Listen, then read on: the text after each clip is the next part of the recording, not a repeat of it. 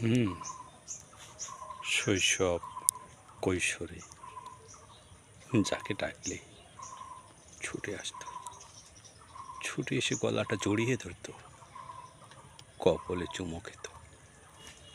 হ্যাঁ, চুমো খেত। কখনো কখনো ঘাড় চেপে বসতো।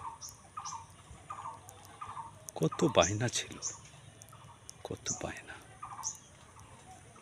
আর এখন এই বয়সে যখন ওকে ডাকি, আমার ডাক যেন ওর কান পর্যন্ত আর পৌঁছায় না। আর যখন জোরে জোরে চিৎকার করতে ধরি, তখন রক্ত জবার মতো চোখ করে আমার দিকে তাকায়, তাকিয়ে বলে কিনা, কি হয়েছে, এই বাড়িটাকে কি মাঝাটি পেয়েছ?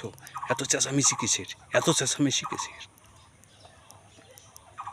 আমি যদি তাকে বলি, বাপজান, বাপজান রে, ওইটা তো আমার লাগবে, তখন ঘাড়টা কাত করে সুর করে চলে যায়। যদি আবার চিৎকার করি, তখন বলে, চেঁচামেচি থাম, চেঁচামেচি থাম, সময় হলে সব পাবি, সব পাবি। হ্যাঁ, চিৎকার করিস না, বলে চলে যায়।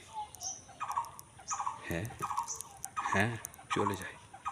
কতই অক্ষম হয়ে গেছি, কতই অক্ষম হয়ে গেছি যে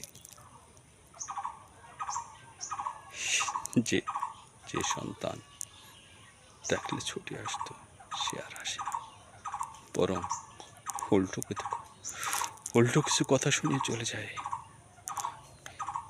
হায় রে নছিব, এই বুঝি নছিব, তাই না?